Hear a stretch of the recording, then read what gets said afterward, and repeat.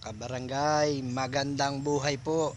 Magandang buhay at magandang umaga sa inyo po lahat na nanonood na aking mga video. Magandang umaga po sa inyo lahat. Ngayon po mga kabarangay, ako naman ay nasa aking maisan, taniman po na mais. Ito nga po yung sinasabi ko na hindi masyadong tumaas yung aking tanim na mais dahil maganda po ang panahon ngayon. Ayan po, dito po tayo ngayon sa taniman. Taniman ko ng mais na mabababa. Sana nga ho magtuloy-tuloy na ang sikat ng araw, lagi ng mainit.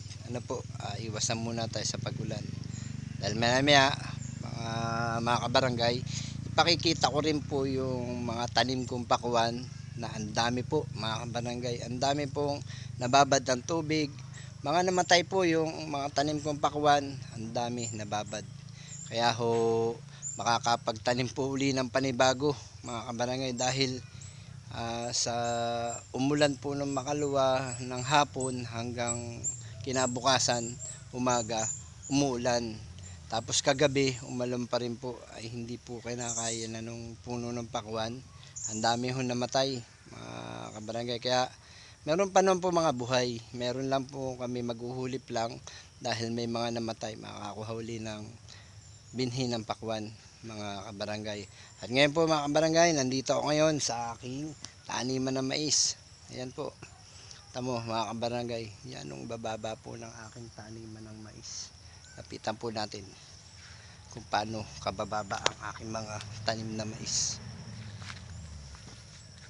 Ayan po, sinasabi ko bumaba po sila kasi hindi na sila masyado nakataas. Sabi ko nga po kabarangay, ayan, hanggang bayawang ko lang ang taas ng aking mga mais. Pero yung iba naman po may mga bunga, pero hindi na po ito maglalalaki mga kabarangay. Baka ang bunga na lang ay mga ganito lang, hindi na po yung talaga mahaba na dating ibinubunga ng aking mais na mahaba.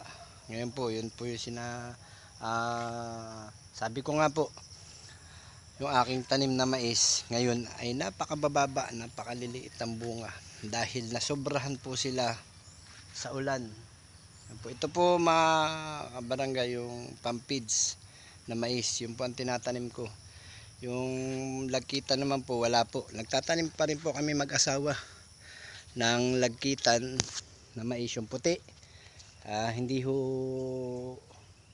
kami nakapagtanim nito kasi yung po naman talagang mas mahina po sa ulan dahil po sa tubig, mas mahina po sa tubig. Pag nababad po ng tubig, naninilaw na po talaga yung dahon na nababansot na, hindi na po talaga nataas. Po, kaya po ngayon, ayan po yung aking taniman po ng mais mga kabarangay. Yan, ayan po aking taniman ng mais. Yan, lawak po siya pero bababa lang. Sana naman tumubo pa rin at kumita. Po mga kabarangay, ang harvest po niyan ay Marso.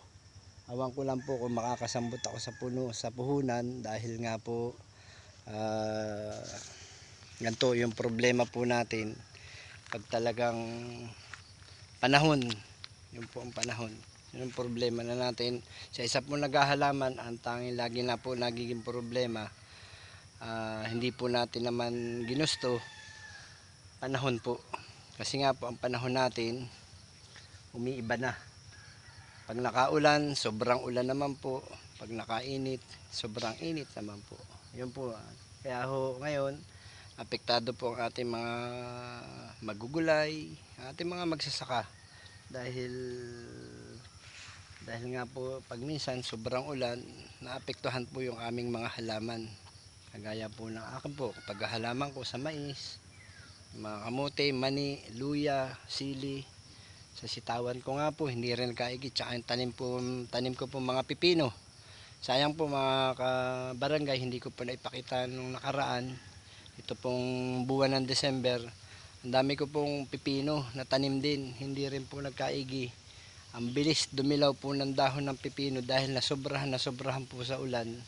hindi na ho naka-recover yung aking pipino dahil ulan sa araw, ulan sa gabi, hindi na po naka-recover. Kaya po yung balag namin ngayon na taniman namin ng pipino at sitaw, ang palaya puro wala pong nakatanim ngayon. Hindi po muna namin tinatamnan kasi nga po yun nga ho, nasobrahan kami sa ulan. Hindi naman po maganda sa amin yung sobra. Maganda po paminsan-minsan yung ulan, pero hindi naman po maganda pag sobra sa ulan. Kasi nga po, iba po ang naging epekto. Gaya po ng aking tanim na mais. Yun. Medyo maliliit po. Ang liliit. Mabababa. Ang baba po. Tama po. Dati-dati, ang tanim ko po ng mais, ang puno, lampas pa po sa akin. Ngayon, hanggang baywang ko na lang po ang puno ng aking mais. Nasa baywang ko na lang. Ano po? Kaya ganun po talaga. Ang isa pong paghahalaman ay lumalaban din po tayo. Sa pang-araw-araw natin pamumuhay, lumalaban din po ang isang naghahalaman. Minsan may magandang ani, minsan po talaga dumadating po yung hindi magandang ani. Ano po? Yun nga po aking pakwan, nabagit ko nga po kanina sa inyo. Yung aking po mga tanim na pakwan ay hindi ho sumibol sumibol po lahat, pero ang dami po nababad sa tubig. Pakita ko po sa inyo. Nandito, ito lang po kasi yung taniman ko ng pakwan. Ito po, yan. Po aking taniman ng pakwan. Malawak din po ito. Itong taniman ko ng pakwan. Yun lang po, sobrahan nga po na naman sa tubig. Ito po nangyayari. Namamatay po yung puno ng pakwan kasi nababad po. Kasi nga po nasa hukay po siya. Tingnan po nyo mga kabarangay kung anong nangyari. Ayan po yung aking ayan po yung butas ng pakwan. Ito po yung puno. Ayan. Kumulubot na po siya. Hindi na po nababad po sa tubig. Ayan po. Kaya ho na hindi ho talaga maganda. Meron naman pong na nagkaigi. Meron lang po talaga na hindi nagkaigi. Na pag nababad sa tubig, gano'n na po yung nangyayari.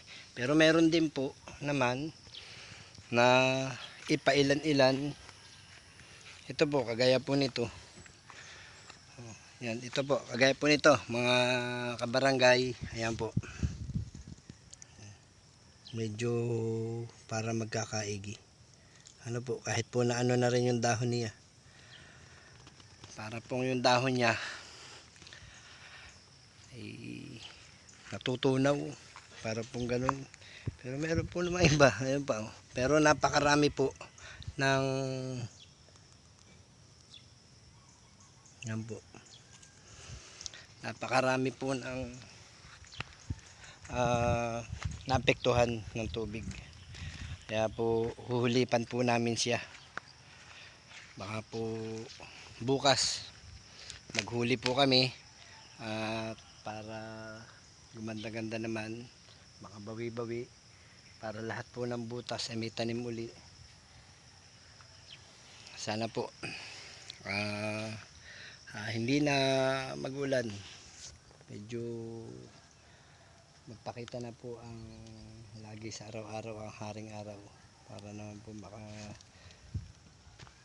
recover yung aming halaman na pakwan.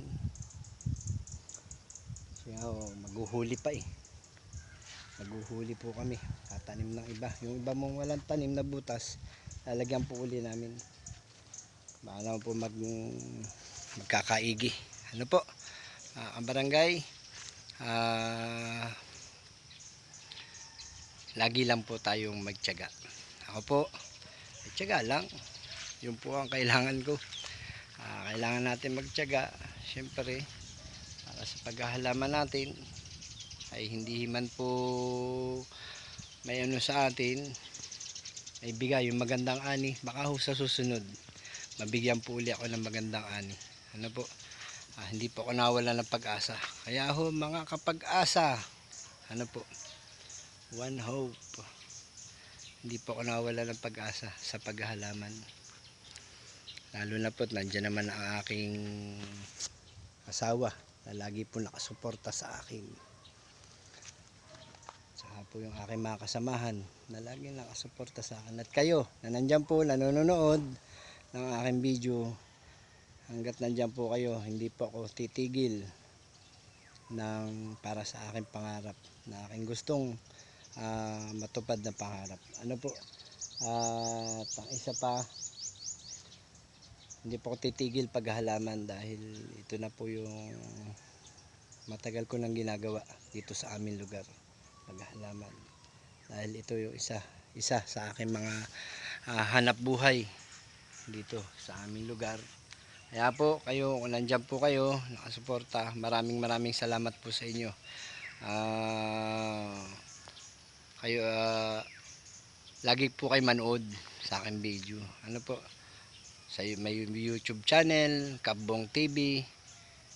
Yun po, para naman maging maayos na po tayo, ano po, at matupad ang pangarap sa ating mga kababayan. Sa Facebook ko po, yun po, at tama po yung aking mga mais. Gawin nyo po, bubunga pa kaya ito. Yun po, may bunga pero wala pa pong isang dangkal.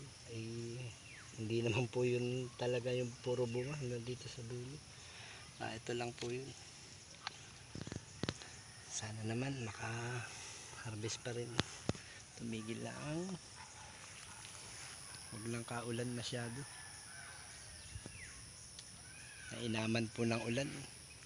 Sa iba pong lugar naman hindi ho masyado nag-uulan. Dito lang po sa ating lugar lagi hong ulan dito sa atin. Pero sa ibang lugar hindi naman po.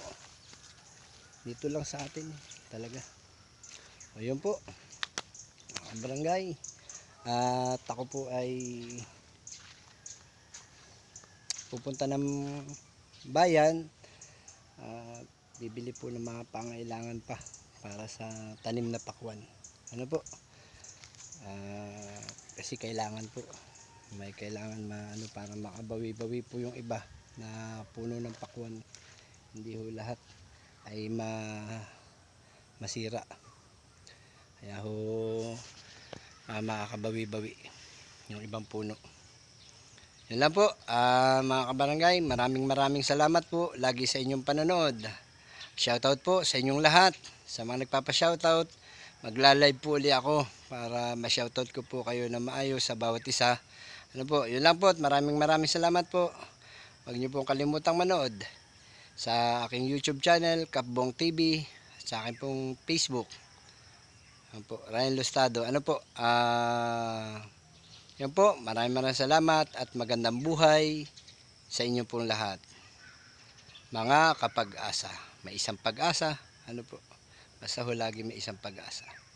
Huwag po tayo mawala ng pag-asa.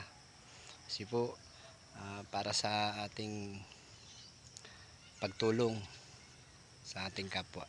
Ano po, yun lang po, maraming salamat po at magandang buhay. Thank you po.